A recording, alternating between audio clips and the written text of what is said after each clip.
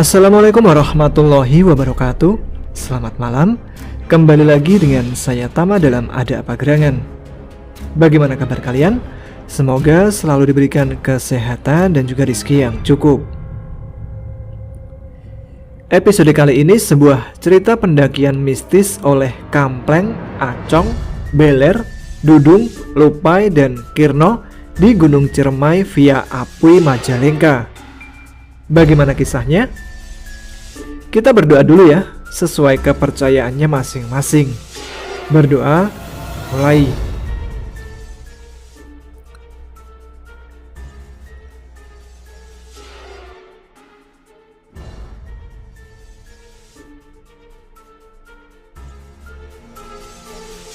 Berdoa selesai.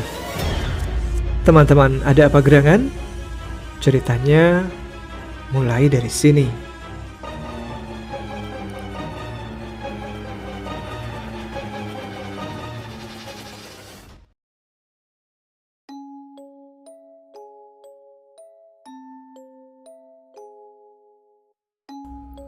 Assalamualaikum, perkenalkan nama saya Kampleng. Kali ini saya ingin bercerita pengalaman mistis saya ketika mendaki ke Gunung Ciremai pada tahun 2017 lalu. Lebih tepatnya 3 hari setelah Lebaran.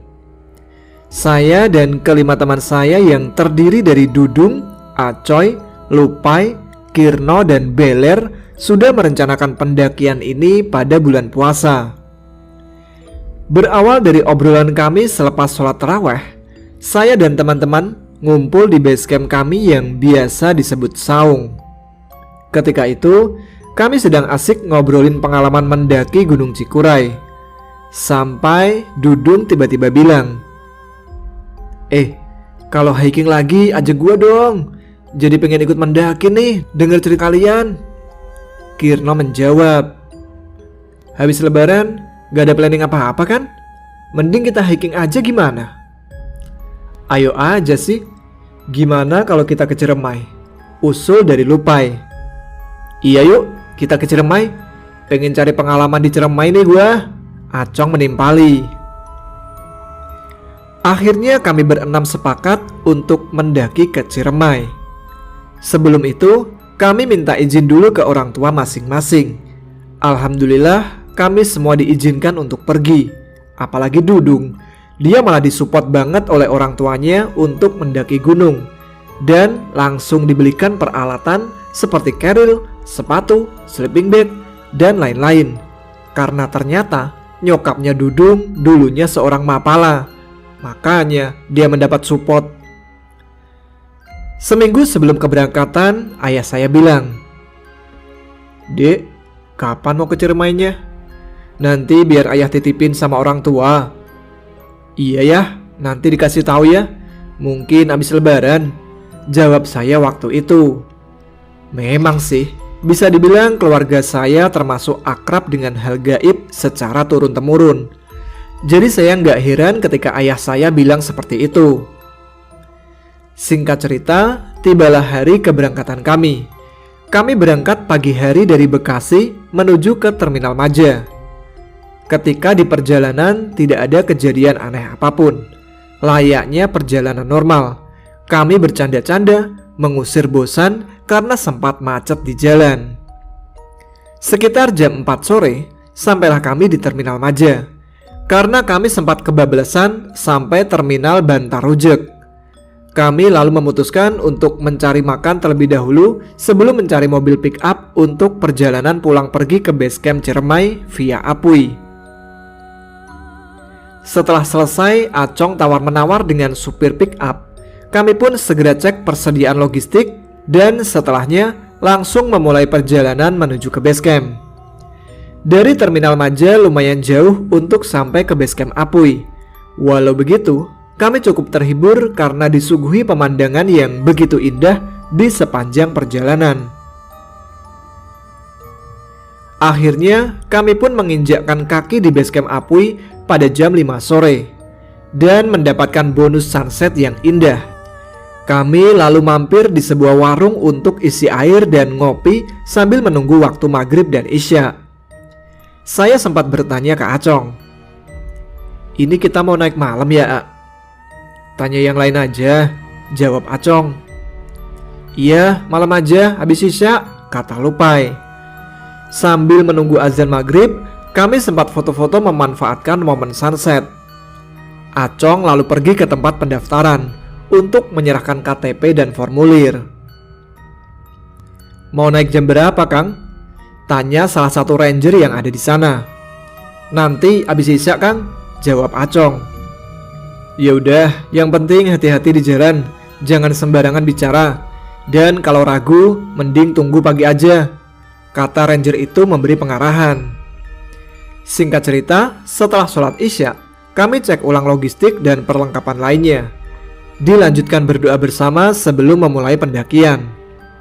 Ketika kami berjalan menuju pos pendaftaran untuk lapor ke penjaga kalau kami bakal naik, rombongan lain yang ada di base camp melihat kami dengan tatapan heran. Saya sempat mendengar salah satu dari mereka berbisik ke temannya. Ini orang berani bener naik malam-malam gini? Dan disahutin oleh temannya. Mungkin mereka udah pengalaman kali naik Ciremai. Saya tidak mempedulikan mereka dan cuman membalas dengan senyuman. Sesampainya di pos pendaftaran, kami diberikan pengarahan oleh salah satu ranger bahwa jalur Apui ada 5 pos. Kami pun diberikan trash bag untuk mengangkut sampah turun karena nanti bisa ditukar dengan sertifikat.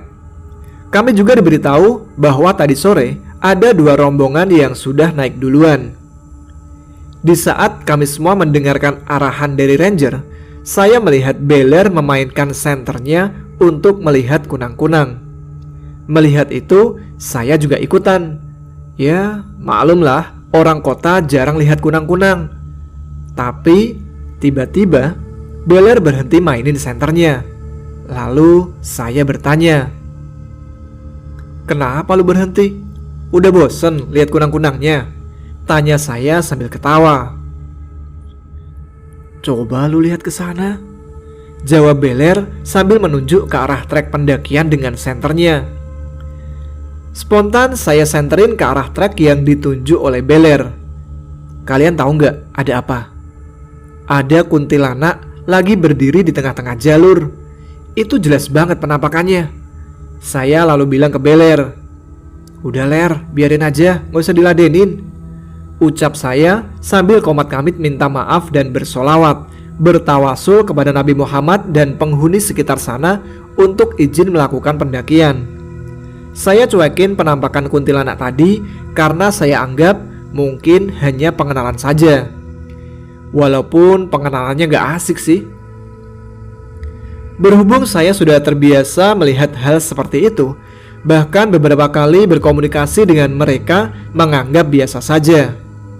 Ya, udahlah, mungkin salah kami berdua yang mainin senter-senter gak jelas.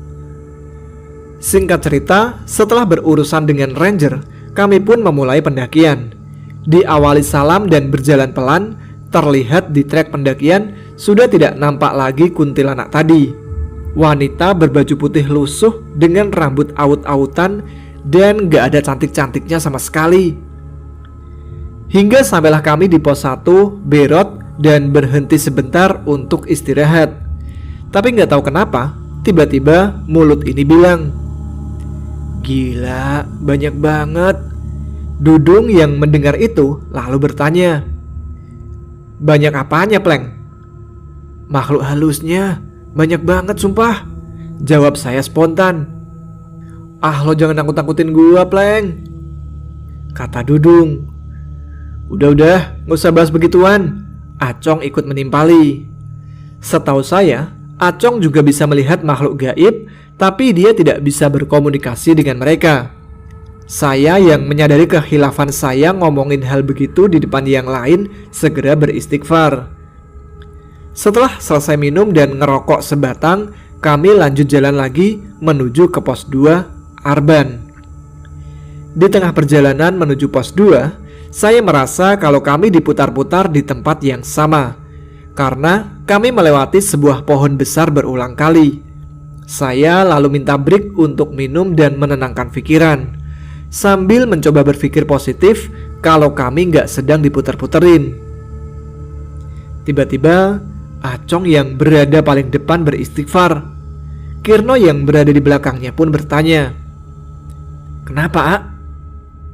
"Senterin ke bawah, jangan ke depan, no." Tapi Beler malah nyorot ke depan sambil bilang, "Ada apaan sih, A?" Yang lain pun ikut bertanya apa yang terjadi. Namun saya nggak bisa melihat ke depan karena posisi saya berada di belakang. Kirno yang sudah dibilangin Acong untuk gak menyorot ke depan masih aja nyorot ke depan. Tiba-tiba dia berteriak, "Ya Allah, itu apa?" "Lo kan udah gue bilangin, senternya ke bawahin aja, no," kata Acong dengan nada sedikit keras ke Kirno. Terlihat muka Kirno mendadak pucat. Kirno melihat kaki yang begitu besar menghalangi jalan kami. Kalau buat perbandingan, tinggi kami hanya selututnya. Kami semua terdiam hanya bisa menunggu. Tak lama, sosok itu pun melangkahkan kakinya menuju ke hutan yang ada di sebelah kanan. Dan kami pun bisa lewat. Dalam hati Acong bilang, "Ah sial, ngapain juga naik malam? Padahal belum ada yang pernah naik malam." Dia mau bilang ke yang lain tapi gak enak. Akhirnya bodo amat dan lanjut jalan. Untuk menghilangkan ketegangan kami pun mulai bercanda-canda. Tapi konyolnya, candaan kami menggunakan bahasa-bahasa kasar seperti membawa-bawa nyawa hewan dan lain-lain. Kami sih niatnya cuma bercanda, karena memang begitu cara kami bercanda. Mungkin kalau yang mendengar bakal bilang kami sompral. Hingga sampailah kami di pos 2 dan kondisi saat itu sedikit gerimis. Ternyata di sana telah ada rombongan lain yang merupakan rombongan open trip. Kami ngobrol-ngobrol sebentar dengan mereka tanpa membicarakan hal yang tadi kami alami. Gak lama kemudian, kami memutuskan untuk lanjut jalan meninggalkan rombongan open trip itu. Karena suasana di sana benar-benar sudah gak enak setelah penampakan kaki raksasa tadi. Yang tadinya hanya Kirno yang terlihat pucat, kali ini Lupai juga terlihat duduk bersandar di pohon sambil menundukkan pandangan. Yang lain sih mengira kalau Lupai ini kecapean dan gak enak badan. Padahal saya tahu kalau ada sosok yang sedang mengikuti dia. Karena takut dia kena hipotermia, Acong pun lalu meminta kami untuk lanjut jalan. Di sini saya memutuskan untuk bertukar posisi. Saya berada di depan sebagai navigator dan Dudung berada di paling belakang sebagai sweeper. Di perjalanan menuju ke pos 3, gangguan yang kami alami semakin intens. Sepanjang perjalanan, kami mencium bau-bau busuk dan mendengar suara kuntilanak tertawa dari balik rimbunnya pepohonan. Bahkan, saya melihat penampakan nenek-nenek yang bungkuk di samping jalur pendakian. Gak lama setelahnya terdengar suara harimau. Namun sepertinya hanya saya dan Acong yang mendengarnya. Setapak demi setapak kami lalui perjalanan itu hingga sampailah kami di pos 3 Tegal Wasawa.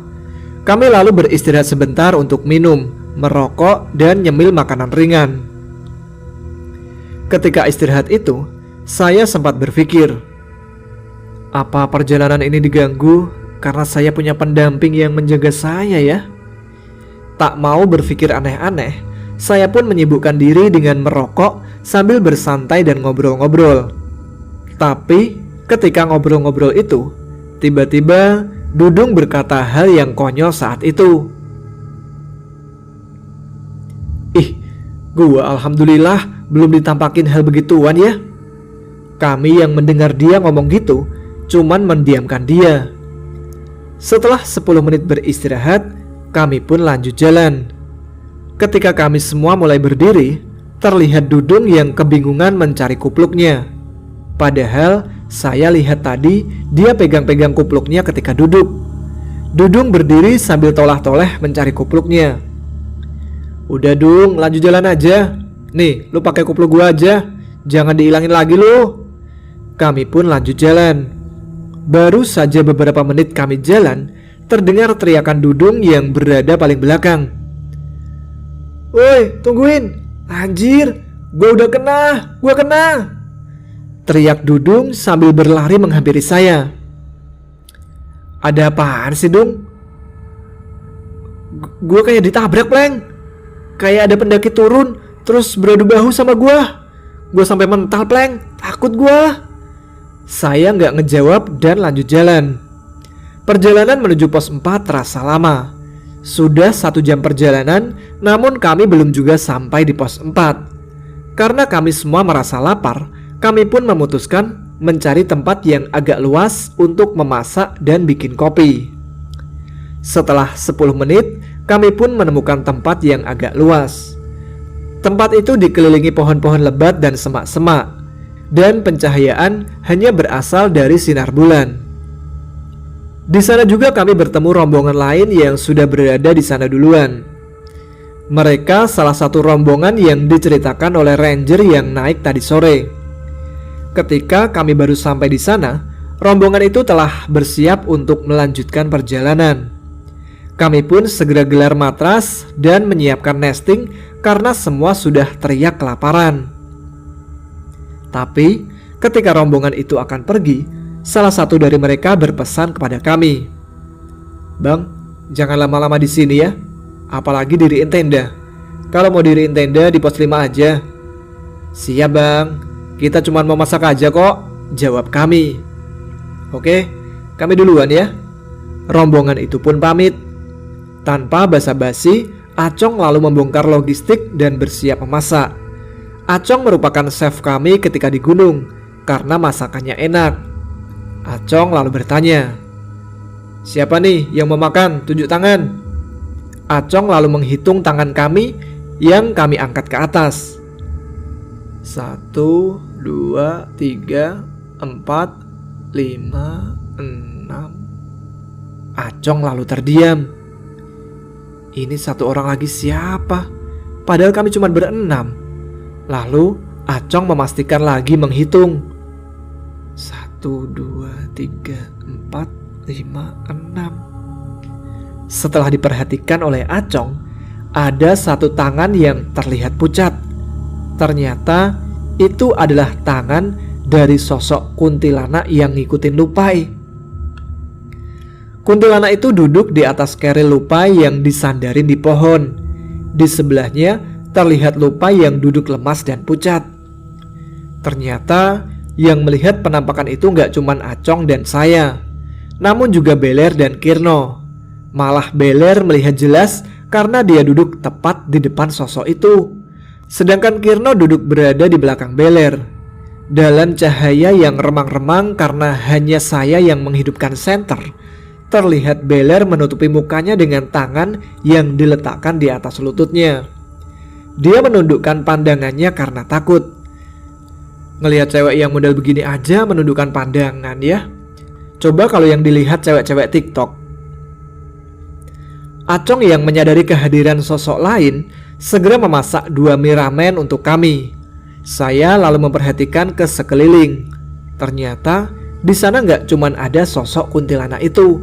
Banyak juga sosok-sosok lain dengan mata berwarna merah terlihat sedang memperhatikan kami. Tapi yang membuat saya was-was adalah jika ada hewan buas. Karena saya dan Acong tadi sempat mendengar suara macan ketika jalan dari pos 2 ke pos 3. Singkat cerita, setelah makan, kami semua packing peralatan untuk lanjut berjalan menuju ke pos 4 yang sepertinya masih jauh. Di samping itu, karena melihat Lupai yang terlihat sudah kepayahan, kami gak boleh buang-buang waktu.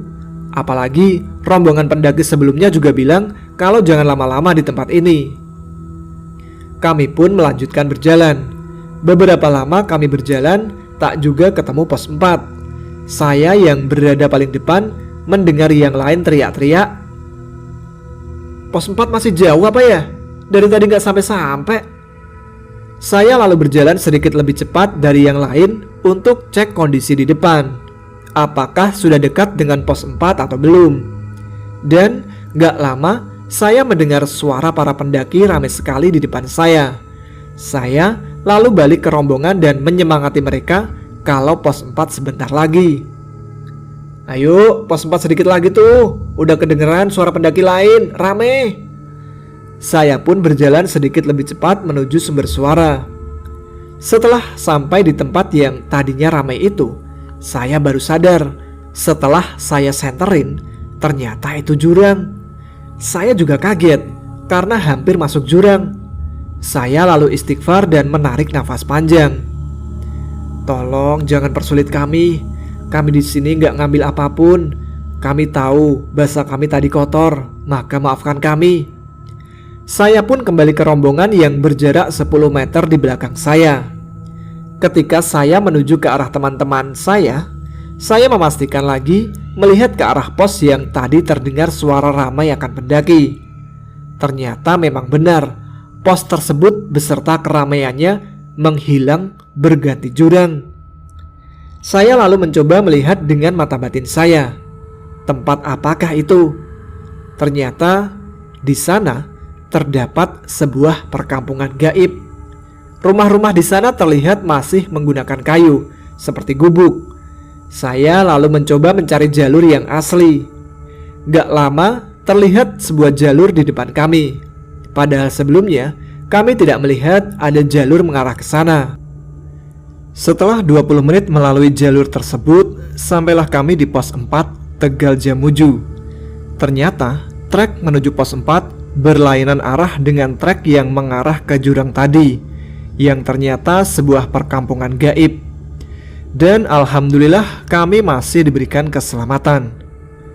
Terlihat di pos 4 ada satu buah tenda. Padahal menurut rombongan sebelumnya dilarang mendirikan tenda di pos 4.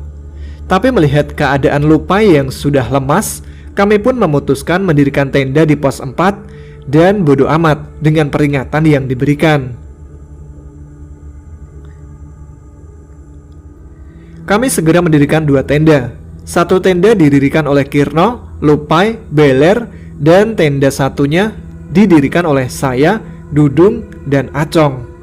Di sini Lupai ingin ikut membantu biar cepat berdiri tendanya. Tapi lagi-lagi, Beler dengan tingkah konyolnya bukannya nyenterin kami yang sedang mendirikan tenda, malah nyenter-nyenter ke arah pohon. Akhirnya, dia kena juga batunya. Beler melihat ada 4 kuntilanak yang sedang berdiri 10 meter dari tenda kami. Saya yang kesal pun bilang sambil membentak, "Hei budek, senterin yang ini. Ngapain sih malah nyenterin demit?" Singkat cerita, kami pun telah selesai mendirikan 2 tenda berhadap-hadapan. Satu tenda diisi oleh saya, Acong, dan Dudung. Sedangkan tenda yang kedua diisi oleh Beler, Lupai, dan Kirno. Selesai memasukkan semua tas ke dalam tenda, Acong lalu membongkar tasnya yang berisi logistik untuk membuatkan teh Lupai dan setelah itu memberi obat yang telah diberi di warung tadi agar demamnya turun. Setelah itu, Lupai pun masuk ke dalam tenda untuk tidur. Sedangkan kami masih di luar untuk menghabiskan kopi, teh sambil mengobrol. Acong sempat bilang ke Beler, "Ler, ini kan si Lupai udah masuk tenda dan tidur. Lo mau gak jagain dia di tenda? Kita mau turun buat minta bantuan ke ranger. Soalnya melihat kondisinya udah begini. Tapi nanti kalau Lupai ngigau, lo bangunin ya, jangan sampai tidur lagi." Tapi di sela-sela kami ngobrol, tiba-tiba dari tenda yang berada di dekat tenda kami terdengar suara teriakan. Entah kerasukan, entah kenapa, saya nggak tahu. Akhirnya saya ngajakin Acong untuk melihat. Tapi Acong nggak mau. Soalnya dia nggak mau ambil resiko melihat Lupai yang kondisinya juga sedang memburuk. Jadi kami bertiga pun langsung masuk tenda untuk tidur. Rencananya sih bangun jam 3 buat summit, tapi melihat kondisi Lupai, jadi kami batalin rencana summitnya. Di saat yang lain sudah tertidur, saya putuskan untuk berkomunikasi terhadap sosok yang tidak dapat saya sebutkan namanya, untuk mencari tahu apa yang salah dalam pendakian kali ini. Beliau berkata, "Insya Allah kalian aman. Namun cobalah bertutur kata dengan baik di gunung ini." Saya menjawab, Iya, saya minta maaf kepada semuanya. Untuk Uyut, Abah, dan semua penghuni gunung ini, saya mewakili teman-teman meminta maaf. Beliau lalu menjawab, jika saja orang tuamu tidak datang menitipkan kalian, saya tidak tahu akan seperti apa. Singkat cerita, pagi pun tiba. Saya bangun paling awal, lalu membuat kopi dan merokok di luar. Disusul oleh Lupai yang kondisinya sudah membaik, dan disusul oleh Beler, Acong, dan Kirno. Hanya Dudung yang masih tidur. Si Dudung mana, A? Tahu tuh, masih pakai SB, tidurnya pulas banget. Lo gak bangunin si Dudung, A? Udah, biarin Pleng, mungkin dia lelah banget. Gak lama dari situ, Dudung keluar dari tenda dengan tergesa-gesa kayak orang ketakutan. A, lu tadi meluk gua kan pas gua lagi tidur? Ngaco lu, gua udah bangun dari tadi, udah ngopi, ngerokok, gila aja. Serius, A, gua tadi ngerasa kayak ada yang meluk gua dan kerasa anget banget. Gila lu, gua aja keluar duluan, gimana meluk elu?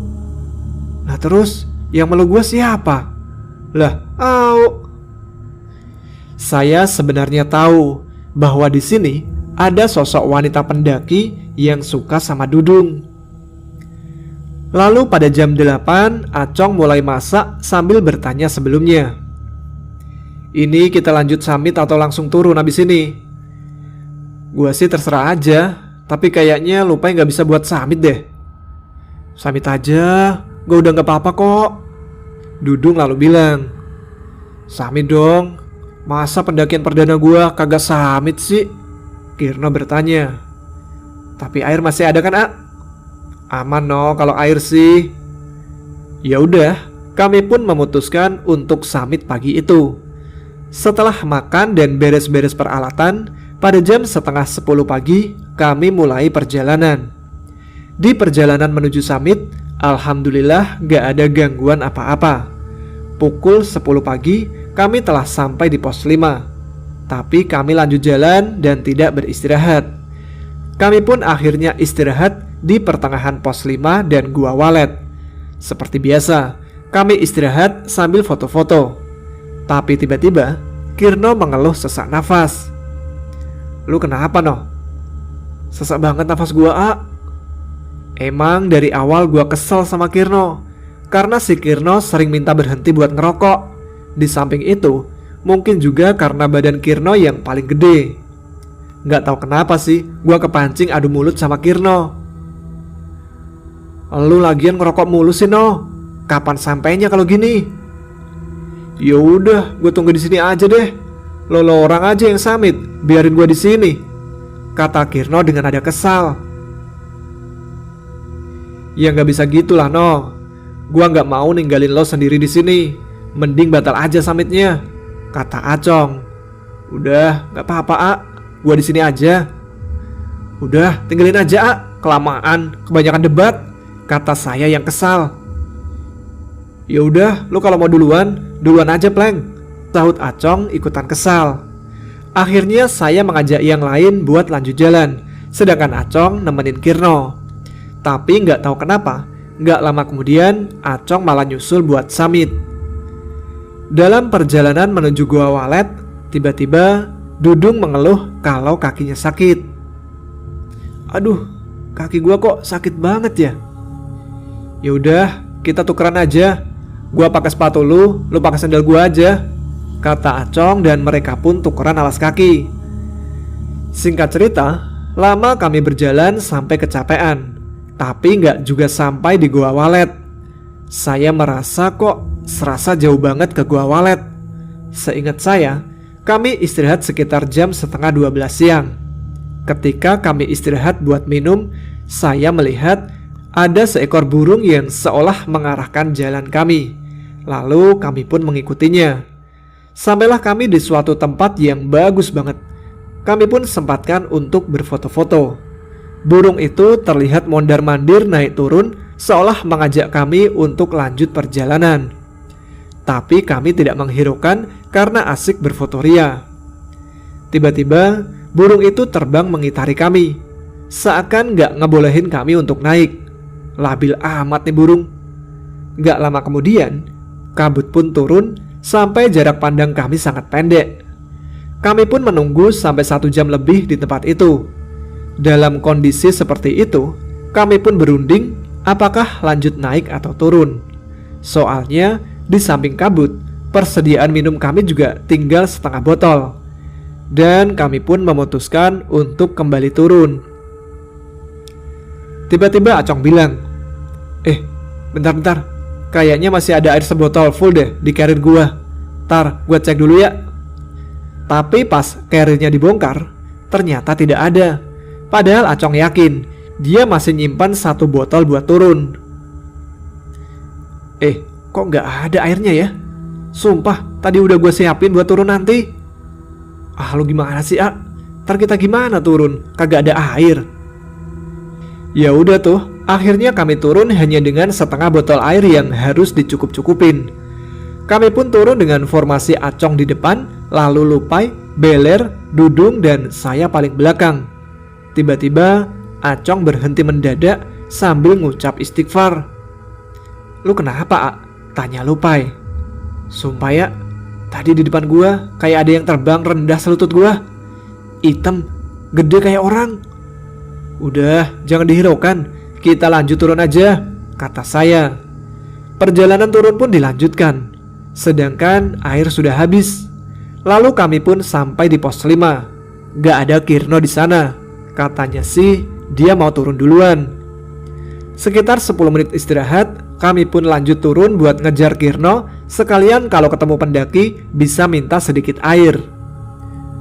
Sampailah kami di pos 4 tanpa masalah. Di sini juga tidak kami temukan si Kirno.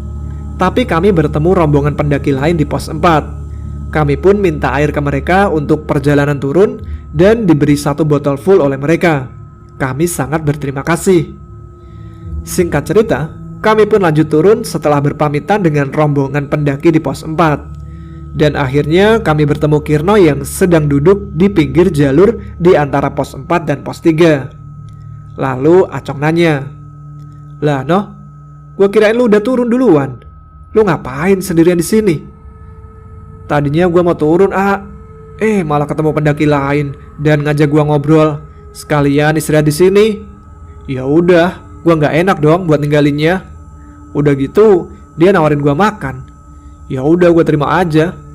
Mereka juga nyangkanya gua solo hiking, Singkat cerita, kami pun akhirnya turun bareng lagi. Dan kami sampai pos 3 sekitar jam 4:30. Biasa deh tuh, si Acong ngeluh capek banget dan minta istirahat agak lama. Akhirnya kami bagi 2 kelompok buat turun. Dudung, Beler, sama Kirno turun duluan. Sementara saya dan Lupai nemenin Acong istirahat. Setelah dirasa cukup, kami bertiga pun lanjut turun menuju ke pos 2.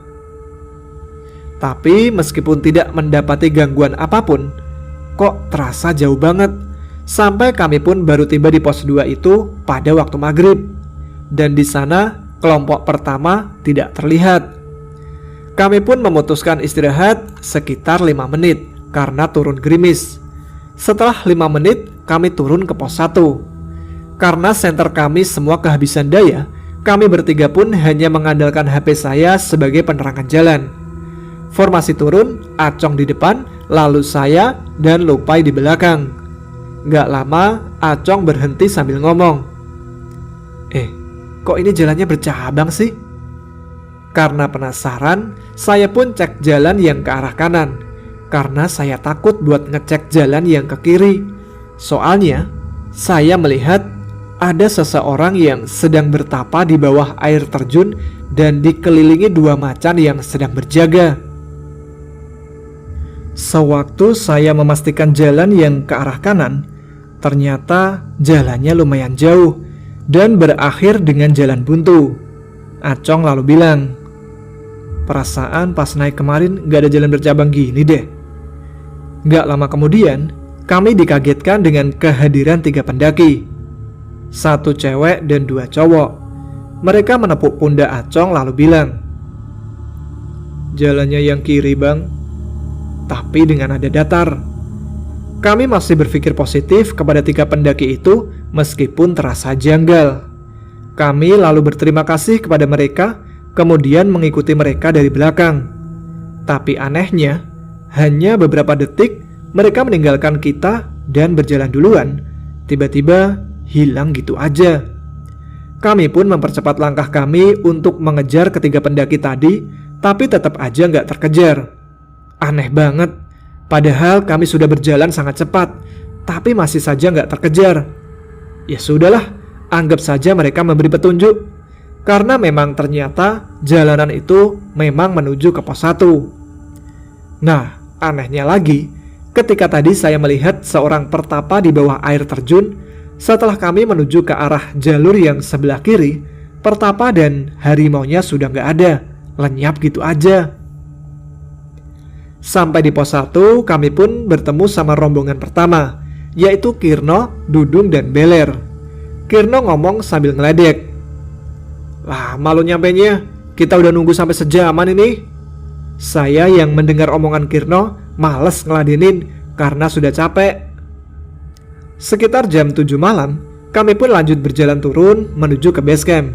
Tapi Kirno bilang, "Udah, lo pada duluan aja deh. Gua sama Dudung mau ngabisin rokok dulu," kata Kirno sambil mengambil bungkus rokok kreteknya. Ya udah, kami pun meninggalkan mereka berdua di pos 1. Trek ketika itu sangat sepi. Kami nggak bertemu rombongan pendaki lain. Saat perjalanan itu, posisinya saya berada paling depan dan berjarak agak jauh dengan yang lainnya. Tapi anehnya, perjalanan dari pos 1 ke pos pendaftaran kok nggak sampai-sampai. Padahal harusnya nggak lama dan nggak naik turun gini jalurnya. Sampai saya melihat seorang nenek-nenek sedikit bungkuk. Dia sedang berdiri di semak-semak sebelah kanan jalur pendakian. Karena nggak mau nebak-nebak itu orang atau demit, saya samperinlah dan masuk ke semak-semak. Ketika saya sedang fokus ke arah nenek-nenek itu, tiba-tiba di belakang saya ada dua pendaki lain yang sedang berjalan tanpa mengenakan headlamp atau penerangan lainnya. Karena kaget, saya pun jatuh terduduk. Melihat saya, kedua pendaki itu pun bertanya, "Gak apa-apa bang?" Lalu saya menjawab, "Ini cuma terkilir karena kepleset kerikil." Mereka pun membantu saya berdiri dan memapah saya turun. Saya nggak mikir aneh-aneh, karena masih kepikiran sama nenek-nenek tadi yang sudah menghilang. Setelah beberapa lama, mereka berdua memapah saya pun bilang, "Udah bang, makasih, sampai sini aja. Biar saya nunggu teman saya, nggak enak kalau ninggalin mereka terlalu jauh." Mereka pun meninggalkan saya dan lanjut turun.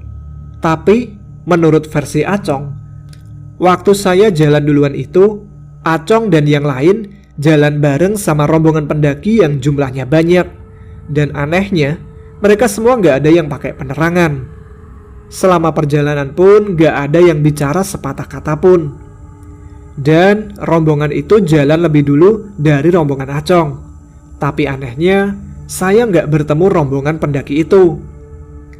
Setelah saya bertemu dengan Acong dan yang lainnya, Acong lalu bilang, "Pleng, kayaknya itu pos pendaftaran deh." Sambil nunjuk ke arah kanan bawah, dan saya memang lihat ada lampu dan semacam bangunan base camp. Tapi ketika kami berjalan, seperti nggak sampai-sampai. Padahal hujan mulai turun dengan derasnya. Kami terus berjalan sampai akhirnya benar-benar sampai di pos pendaftaran. Alhamdulillah, waktu menunjukkan jam 9 malam. Kami lalu menyerahkan kantong sampah yang kami bawa. Tapi anehnya, yang sampai di sana cuman rombongan kami saja. Padahal kata Acong, ada rombongan lain yang sudah turun duluan. Gak lama kemudian, Kirno dan Dudung sampai juga di pos pendaftaran. "Lah, lo juga baru nyampe?" tanya Kirno ke Acong. "Iya noh," jawab Acong sambil ngumpulin trash bag. "Lah, lo lama amat nyampenya?" tanya Kirno lagi. "Gitu deh noh, tar aja ceritanya pas di warung," jawab Acong. Ya udah, setelah itu kami menuju ke warung untuk menukar tiket dengan makanan. Ketika Acong bongkar-bongkar kerilnya, dia kaget. karena dia menemukan satu botol air yang masih full ada di dalam keril. Padahal ketika di atas, dicari-cari, dibongkar-bongkar itu keril, gak ada satu botol itu. Ah, bodoh amat lah. Kami pun lanjut masuk ke warung untuk makan.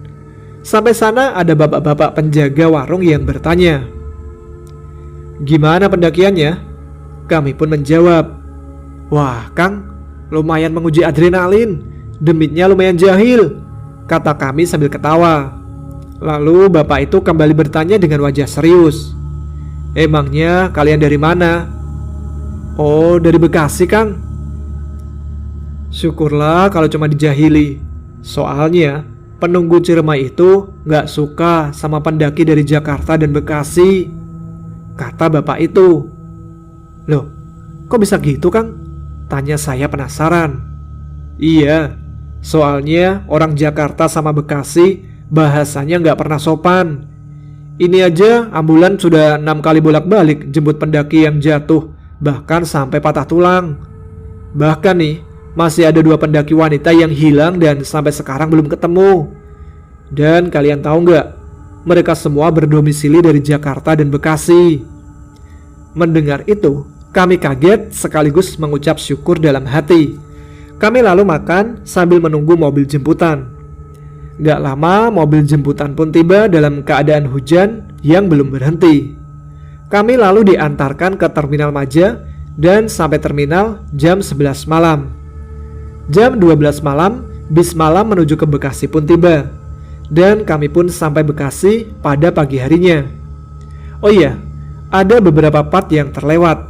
Ketika saya melewati di mana saya melihat pertapa tadi di jalan bercabang, saya dapat melihat kilas balik tentang kehidupan pertapa tersebut.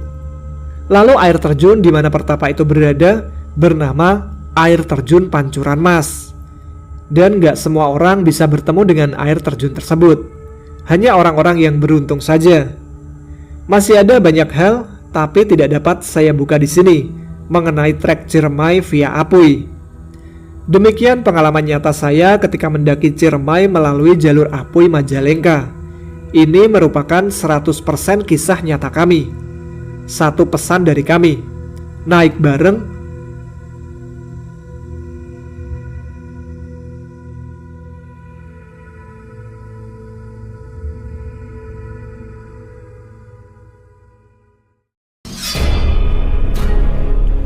Terima kasih Bang Kampleng dan kawan-kawan yang telah membagikan pengalaman mistisnya. 100% kisah nyata ya. Dan terima kasih untuk semua teman-teman Ada Apa Gerangan dimanapun kalian berada. Semoga kalian terhibur dengan cerita kali ini. Oke, jangan lupa subscribe, like, share, komen-komen ya teman-teman. Dan sampai di sini episode kali ini. Saya Tama pamit, sampai jumpa di episode yang akan datang. Tetap semangat, jaga kesehatan, selamat malam, selamat beristirahat. Wassalamualaikum warahmatullahi wabarakatuh.